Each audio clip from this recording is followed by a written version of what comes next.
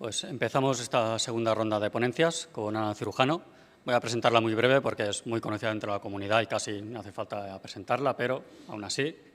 Es diseñadora de negocio digital especializada en tipografía y branding y, como no, en WordPress. Lleva en la comunidad desde 2017. Está detrás de la Meetup y la WordCamp de Torredones y junto con Pablo Moratinos también tiene un podcast, se llama Bileta Chattanooga, también bastante conocido, donde también nos hablan de marketing y negocios online. Y bueno, ya sin más dilación, os dejo con Ana. Bien. Muchas gracias, Aleix.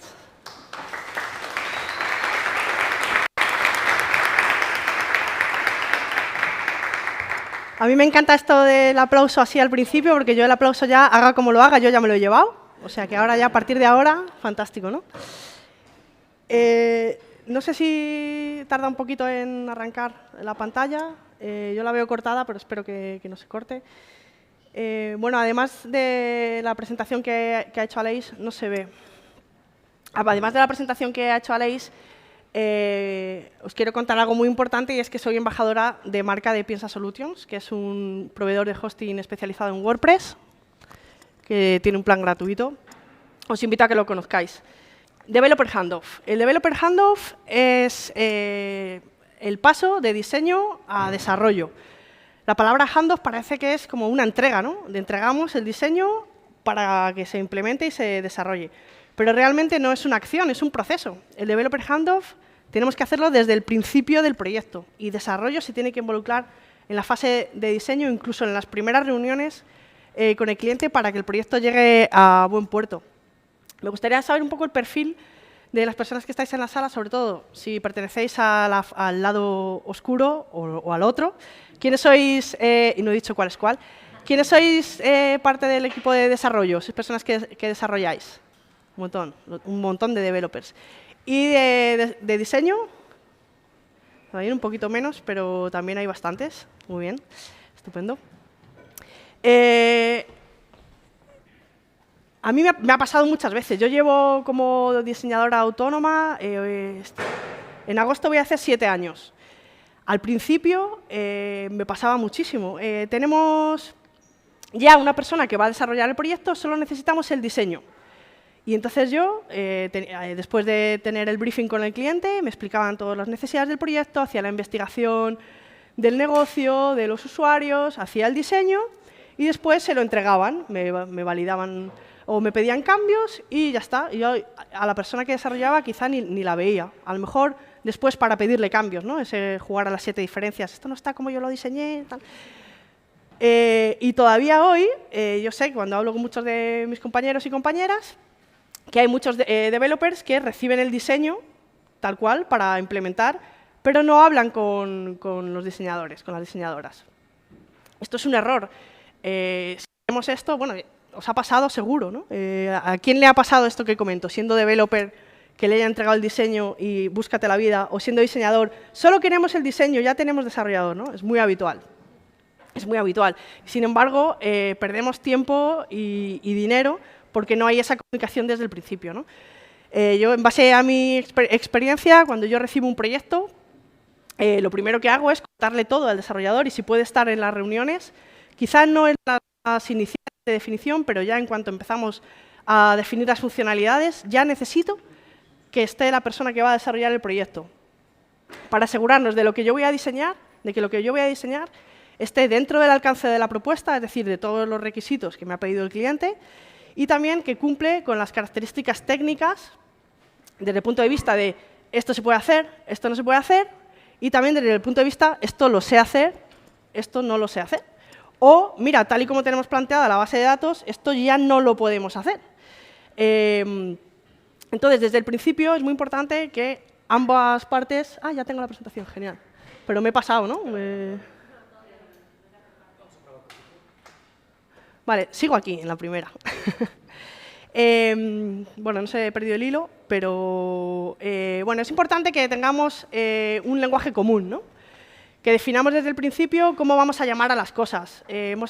Podemos trabajar con distintas personas, con distinta formación, las metodologías cambian constantemente y es muy importante que definamos un lenguaje común. ¿Cómo vamos a llamar al espacio entre renglones? Alto de línea, line height, interlineado. Bueno, pues cada vez que vayamos a trabajar con una persona que va a desarrollar, vamos a definir cómo vamos a llamar a las cosas.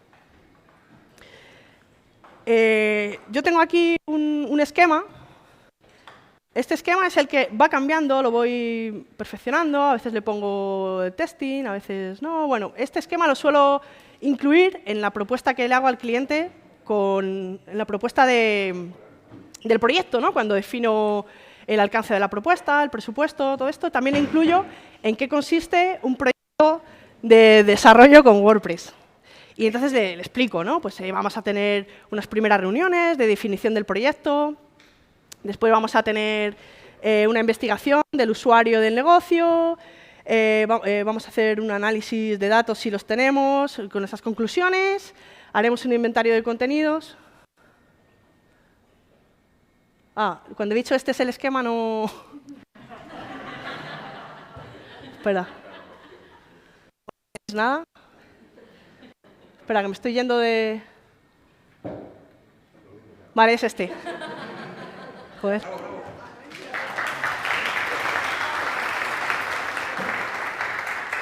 Vale, este es el esquema, ¿no? Para un cliente que no tiene ni idea ni de lo que es WordPress, bueno, pues yo le explico qué va a pasar en los próximos semanas o meses, ¿no? Normalmente son meses. Entonces, bueno, pues le explico cuáles van a ser las fases del proyecto, qué personas van a intervenir en cada una de las fases. Pero lo normal es que estas fases luego sean un viaje de ida y vuelta constante, ¿no? Desde los contenidos, antes de empezar a definir la arquitectura de contenidos, que esto lo suele hacer el SEO, ¿no? Hace un keyword research. Antes de eso necesita tener los contenidos, ¿no? De qué va esto, de qué va el negocio, de toda la investigación y qué contenidos hay. Pero una vez que ha definido la arquitectura de contenidos, también volvemos otra vez a contenido. Faltan cosas, sobran, ¿no? Entonces, aunque pasamos de una fase para otra, muchas veces volvemos a la fase anterior. Diseño de funcionalidad, que son los wireframes, ¿no? Definimos la funcionalidad, cómo se va a comportar la página, la interacción, el flujo del usuario. Luego, diseño visual, colores, tipografía, las ilustraciones, todos los recursos gráficos del proyecto. Y una vez que ya tenemos todo el diseño, vamos a la fase de implementación y desarrollo. ¿Pero qué ocurre?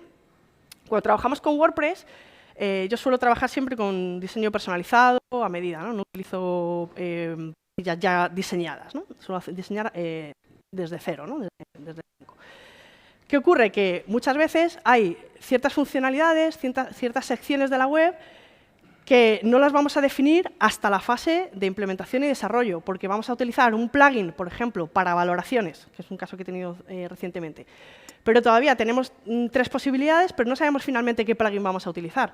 Para no encarecer el proyecto, yo no le digo al desarrollador cómo va a ser exactamente las valoraciones que vamos a mostrar en la tienda online, hasta que no veamos qué plugin, qué posibilidades nos da ese plugin, ¿no? Y una vez que yo ya vea los campos que va a tener el plugin, las configuraciones que vamos a hacer, entonces voy a Figma y lo diseño. O sea, que si pasamos, una vez que estamos en implementación, volvemos atrás y volvemos a la fase de diseño. Al cliente le hemos dicho, una vez que está aprobado el diseño, ya no se vuelve para atrás. Bueno, a veces volvemos nosotros mismos para atrás porque es nuestra metodología de trabajo. Estamos trabajando con plugins de terceros y tenemos que adaptarnos. Obviamente, si el cliente pide nuevas funcionalidades o cambia alguna cosa, pues está fuera del alcance de la propuesta que hemos acordado y, por supuesto, cobramos aparte. Pero nosotros, en nuestra forma de trabajar, sí que volvemos una y otra vez con estas fases, ¿no? Muchas veces ocurre que tienes la reunión con el desarrollador, venga, asegúrame que todo esto que he diseñado se va a poder hacer. Y te dice, sí, se puede hacer, adelante. Y luego te dice, oye, llevo 3 semanas para conseguir esto, no veas. Joder, ¿cómo no si me dijiste que estaba aprobado, ahora tengo que cambiarlo? Bueno, pues porque muchas veces, hasta que no te pones con ello, no sabes, es el día a día, ¿no? Podríamos decir en la teoría, es que se pasa, pero no es la realidad, ¿no? Como diseñadores y diseñadoras tenemos que saber que esto ocurre así y anticiparlo. No decir, oh, son 2 horas más de trabajo o 2 semanas más de trabajo. No. Ya sabes qué va a pasar, prevélo. Vale. Figma y Penpot son herramientas de diseño, pero eso no es importante. Lo importante es que son herramientas de colaboración.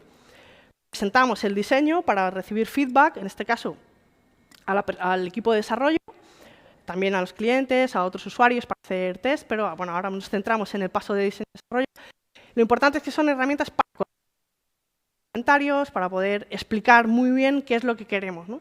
Y además es genial porque se puede directamente copiar el código para implementarlo, ¿no? Sobre todo en Penpot, mucho mejor que en Figma.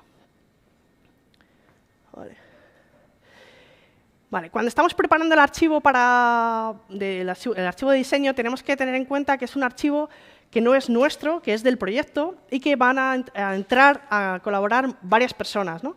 No es un archivo que estemos haciendo que nadie va a ver, entonces tenemos que tenerlo porque cuando viene la gente a tu casa de visita, pues lo recoges todo y lo ordenas todo, ¿no? Pues en este caso también. Ahora voy a dar unos tips para, bueno, pues cómo considero yo que son las buenas prácticas que tenemos que llevar a cabo para que el archivo esté fenomenal, ¿no? Antiguamente entregábamos, bueno, antiguamente mucha gente todavía lo sigue haciendo, entregábamos el diseño, diseño versión final 1, versión final 1 guión bajo, esta sí que sí, ¿no? Claro, ahora tenemos control de versiones, tenemos un único archivo donde además tenemos todos los assets incluidos y tenemos todo. Esto es una ventaja increíble, ¿no? Y con ese mismo archivo no tenemos que volver, te envío la última versión. Eso era antes, ahora decimos, ya está lista la última versión, puedes consultarla, ¿no? Y ahí vamos viendo todos los cambios en un único archivo. Esto es una ventaja muy grande respecto a pues, cómo se hacía antes, ¿no? Nombrar las clases y los grupos. Aquí lo que me interesa es que tenemos que tener una con la desarrollar y que cuente qué metodología va a utilizar, BEM o la que sea, ¿no? Mira, nosotros que así nombramos pues, los componentes de esta manera, vale, dime cómo tengo que nombrar las capas, ¿no? Y aquí lo importante es agrupar, ¿no? Crear grupos para que realmente el desarrollador, aunque nosotros le mostramos el diseño y le explicamos todo, que luego pueda ver exactamente lo que es una card, lo que es el header, y hacemos grupos para agrupar todas esas capas, ¿no? Que se entere bien.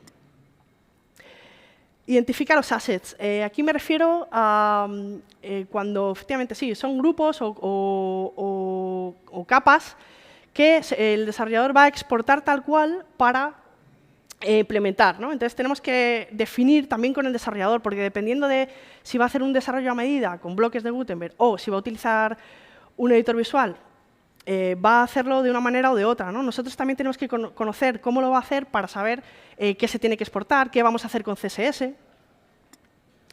Y configurar los ajustes de exportación, que ya definamos muy bien lo que es, va a ir en SVG, lo que va a ir en PNG, lo que va a ir… Eso lo puedes ir definiendo y el desarrollador solo tiene que decir archivo exportar y se exporta todo, ¿no? Lo que ya previamente hemos decidido nosotros.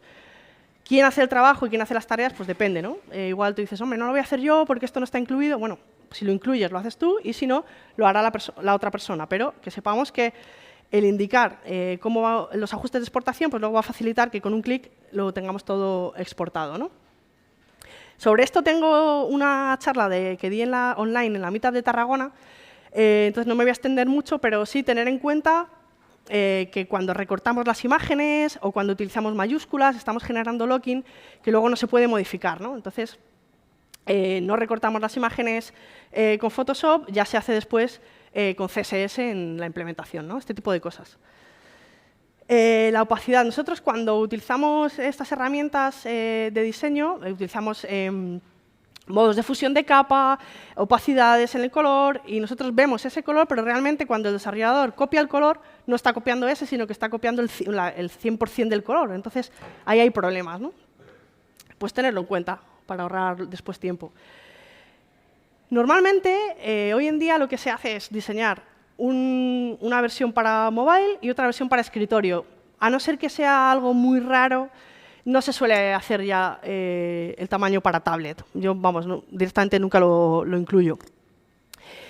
Y lo interesante es que podemos definir un tamaño de tipografía para móvil y otro tamaño de tipografía para escritorio, y con la función clamp directamente fluye. Ya no decimos tamaños por cortes, sino que decimos el tamaño mínimo, según el dispositivo mínimo, el tamaño que nosotros definimos como mínimo, no de dispositivo, y un tamaño máximo según lo que nosotros hemos definido, ¿no? La función clamp también, no me gusta autorreferenciarme, pero tengo una charla solo hablando de esto, entonces tampoco me voy a liar.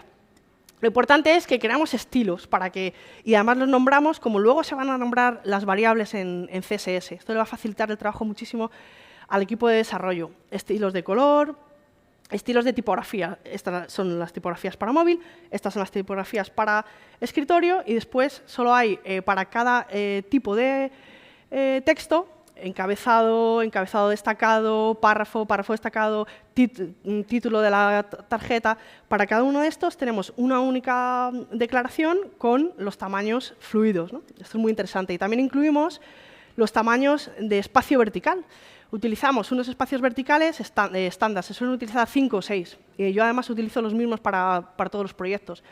Y decimos a la persona que va a desarrollar qué relación tienen los de escritorio con los de móvil, ¿no? Y normalmente se utilizan menos en móvil que en escritorio. Y esto también se puede, facilita mucho luego en la creación de variables.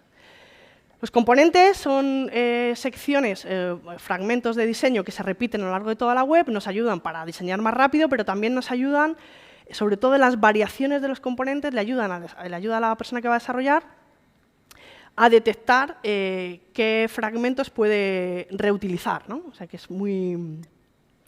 crear componentes hace que luego sea mucho más rápido para implementar.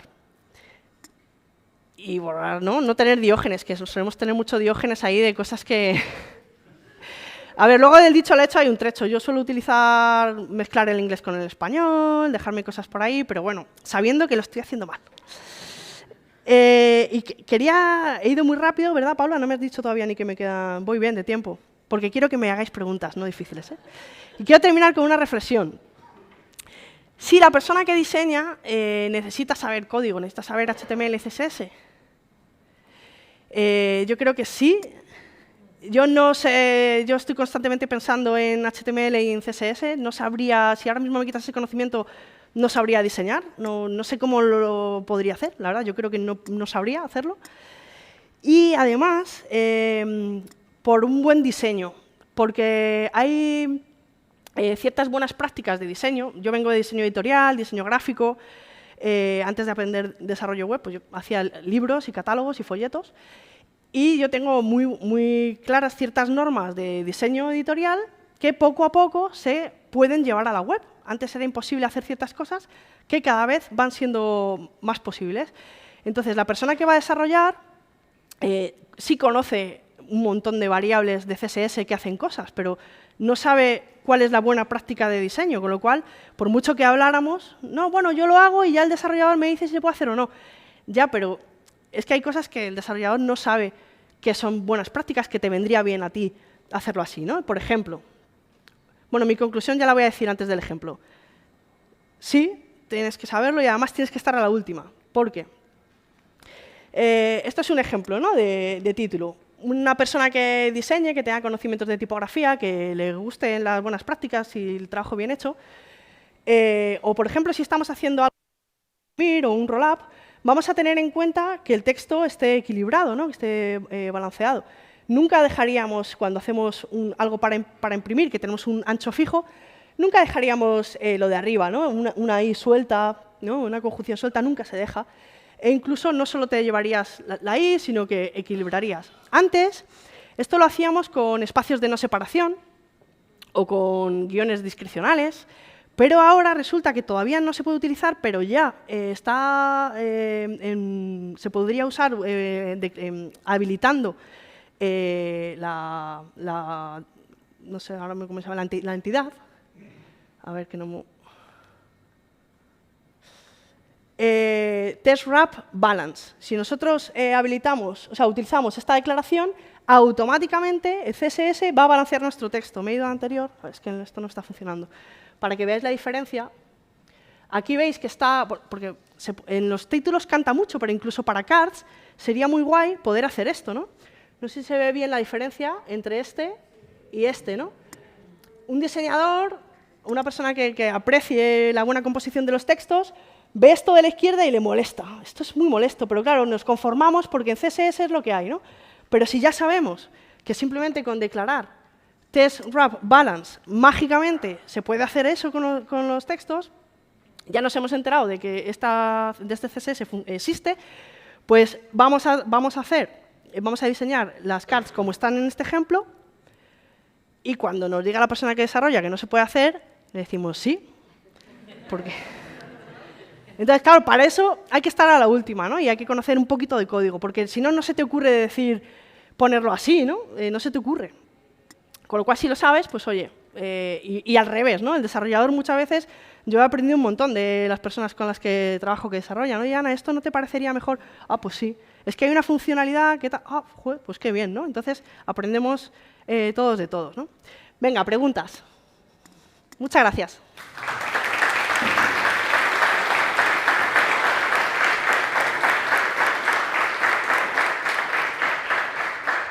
Quien tenga una pregunta, levanta la mano y le acerco el micro.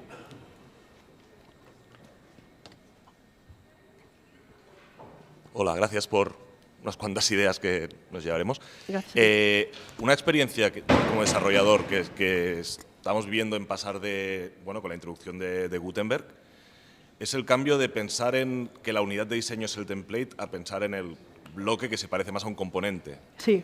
¿Cómo, desde el otro lado, cómo se lleva esa transición o algún consejo que... No te oigo bien, perdona. ¿Qué consejos, alguna idea de cómo hacer ese cambio, si hacerlo, si no hacerlo, si son necesarios pensar en el template, en una página entera diseñada, o tenemos que ir más a los componentes, o tenemos que tener un pie en cada lado? ¿Qué hacemos? Depende del proyecto. Yo sí que estoy haciendo últimamente mucho lo de pensar en componentes, porque además al usuario le viene muy bien esa empresa que va a implementar la web, y aunque le llevemos el mantenimiento, va a seguir haciendo landing, va a seguir haciendo sus propias páginas. Le viene muy bien que ya le dejemos como bloque reutilizable o como patrón de diseño estas unidades más pequeñas para poder crear sus propios diseños. Depende del proyecto. Si es un cliente que va a ser luego muy dependiente, pues no nos molestamos en hacerlo, pero si es un cliente, como digo, que sí que va a implementar, ya lo hacemos así directamente. Le dejamos, sobre todo, pues por ejemplo, en los artículos del blog, siempre al final vamos a incluir una llamada a la acción. Pero además vamos a incluir una llamada a la acción en función del tema del que estemos hablando para llevarle al producto, para llevarle a la página de servicio, ¿no? Pues ese bloque ya lo dejamos creado. Es un poco esto, ¿no? Tener esa idea de que que trabajamos con componentes. A la vez también tenemos que ver la web como un sistema, ¿no? Y sobre todo ver el flujo de usuario, no diseñar las páginas individuales, sino pensar siempre en a dónde va el usuario, ¿no? En el Customer Journey.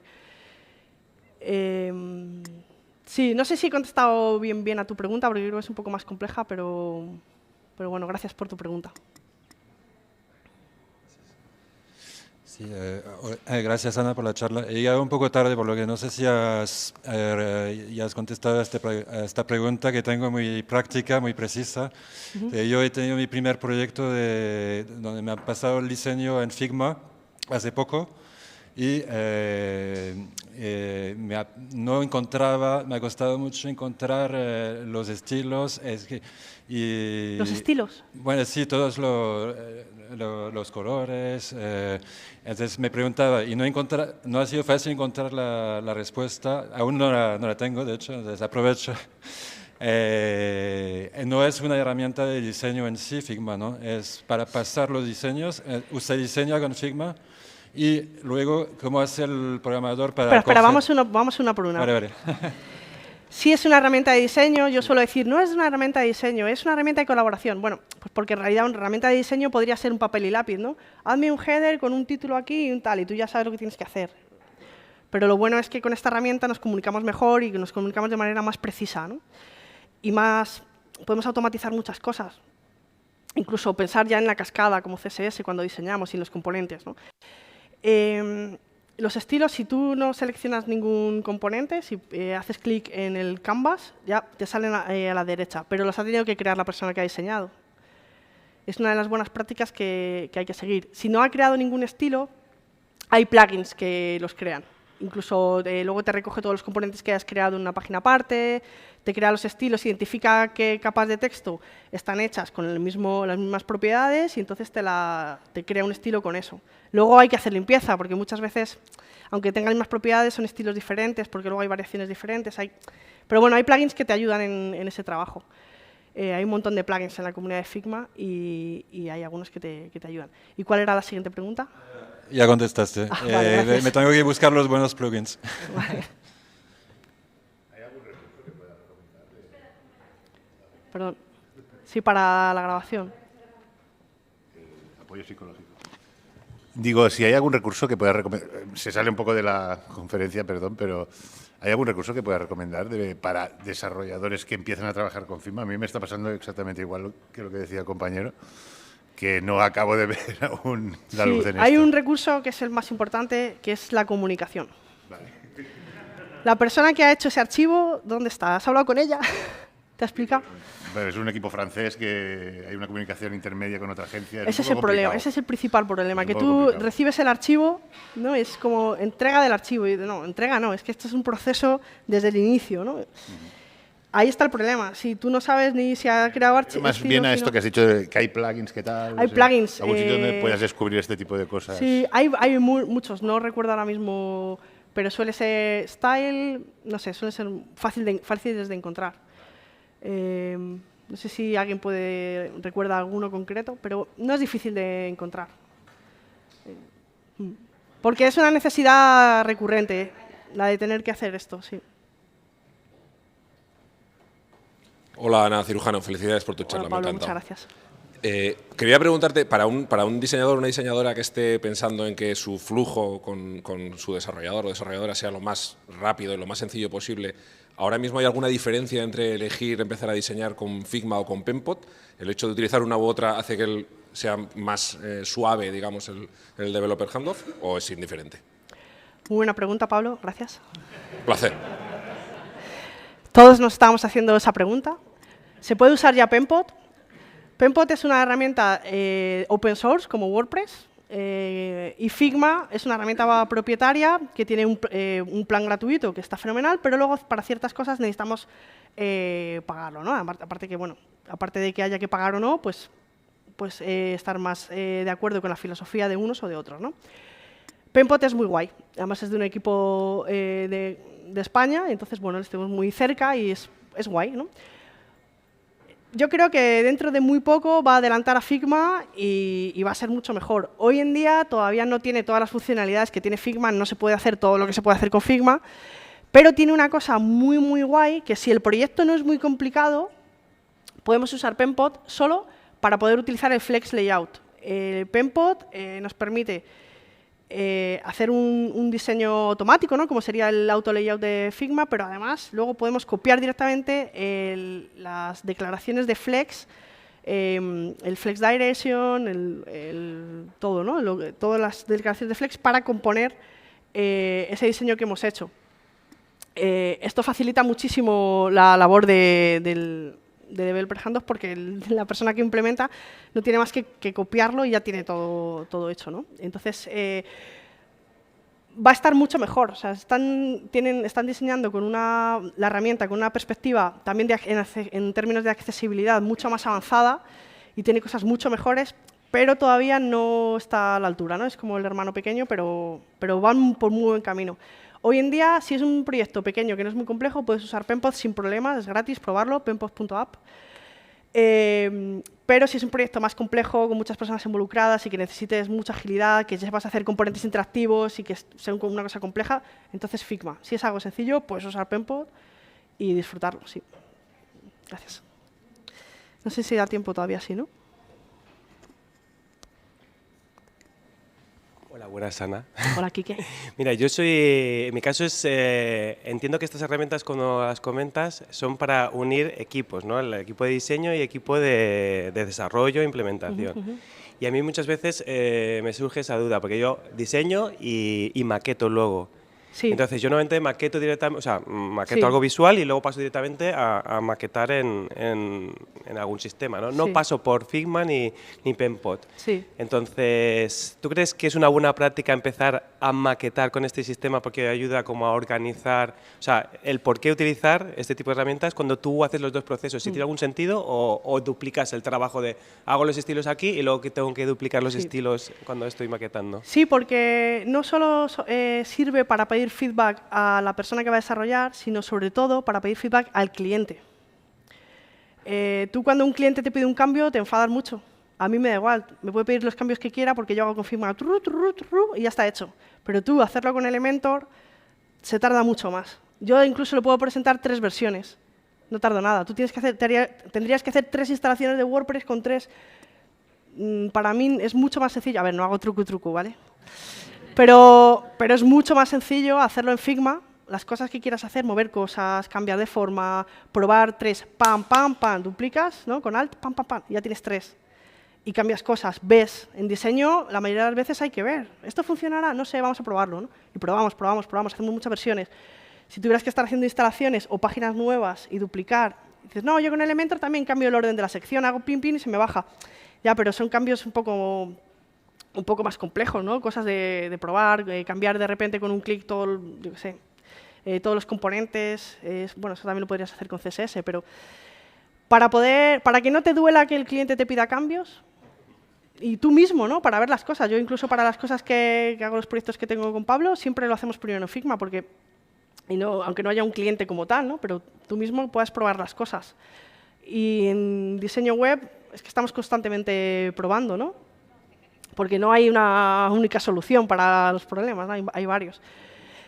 Yo suelo decir que prototipar es como hacer la lista de la compra. Tú puedes ir al súper, bueno, si vas con hambre ya, pero puedes ir sin lista de la compra y, bueno, harás la compra, pero si seguramente gastes mucho más y se te olviden cosas. Si vas con tu lista, vas por secciones incluso, ¿no? Te lo ordenas por secciones y vas con secciones. La planificación, al final el resultado es mejor. Tú puedes tardar más o incluso que se te olviden cosas y no pasa nada, pero cuando te haces la lista, sabes que no vas a fallar, ¿no? Entonces yo creo que es un poco así. Se puede hacer de la otra manera, pero creo que merece la pena el esfuerzo de hacer el paso previo y es el que se hace de manera estándar en la industria, ¿no? Por algo será. ¿Por qué primero hacemos un wireframe y no hacemos directamente el diseño visual? Bueno, pues porque primero tienes que fijarte solo en las funcionalidades y en las cosas que van a pasar en la página, dónde va a ir el usuario y luego ya las emociones, ¿no? Los colores, la tipografía, son capas diferentes, ¿no? Y yo creo que sí que merece mucho la pena hacerlo así.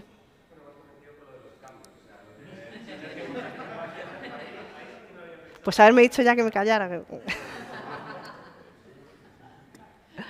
Bueno, gracias, Quique. Hola, bon dia. Has parlat de la importància per als dissenyadors de saber HTML i CSS, però et volia preguntar si consideres que és important per als desenvolupadors saber no només utilitzar eines com Figma o Penpot, sinó també saber nocions bàsiques sobre disseny. Sí, como he comentado antes, incluso creo que normalmente las personas que desarrollan saben mucho más de diseño web que muchos diseñadores. Estoy metiéndome en un jardín, ¿eh? Pero lo voy a hacer. Que muchos diseñadores que venimos del diseño gráfico y que no tenemos formación de desarrollo, ¿no? Porque hay nociones que para un diseñador son básicas, que son de diseño, pero como en desarrollo se hace, ¿no? La cascada. Eso es de desarrollador, pero nos viene fenomenal a los diseñadores, ¿no? Pero eso es diseño al final. Yo creo que sí, que al final, si no tienes esas nociones de interacción, de usabilidad, el desarrollador, pero es que las suele tener. Dices que pero el desarrollador no sí, es que ellos ya lo tienen de base, porque ya el HTML tiene una estructura, una arquitectura de la información, qué es lo importante, qué no es lo importante, son cosas que son de diseño, y el desarrollador las aprende cuando aprende la lógica de la programación, el no te repitas, todo eso nos vale, es lo que aprendemos los diseñadores gráficos cuando nos ponemos a hacer web, ¿no? Todas esas cosas que el desarrollador ya sabe. O sea, yo creo que sí. Es verdad que hay veces que jugamos a las 7 diferencias, ¿no? Yo esto es lo que te entregué en Figma, esto es lo que me llega, ¿no? Por AliExpress. Pues muchas veces juegas a las 7 diferencias y dices, joder, ¿y esto por qué no lo ha visto? Pues no te das cuenta de que esto te lo había dicho con este trazo y tal, y además no pega, es incoherente. Cuando el desarrollador tiene mucha práctica, esas cosas ya no las hace, ¿no? Pero sí son ciertas nociones de diseño o el ojo entrenado que vienen muy bien. Sí, a ver, cuanta más formación tengamos todos de backend y frontend, pues fenomenal. Pues si sabes backend, seguramente hagas mejor el frontend, ¿no? Y viceversa, ¿no? Todo lo que te aporte información. Si no sabes nada de diseño, pues si no sabes... Ya, bueno, eso... Yo creo que todo ayuda. Estamos ya fuera de tiempo. Ahora van a ir a sala de ponentes. Si queréis, podéis seguir allá hablando largo y tendido. Muchas Solo, gracias. antes de acabar, queremos hacerte un pequeño detalle. Joder. Agradeciendo Hola, tu qué chulo. participación.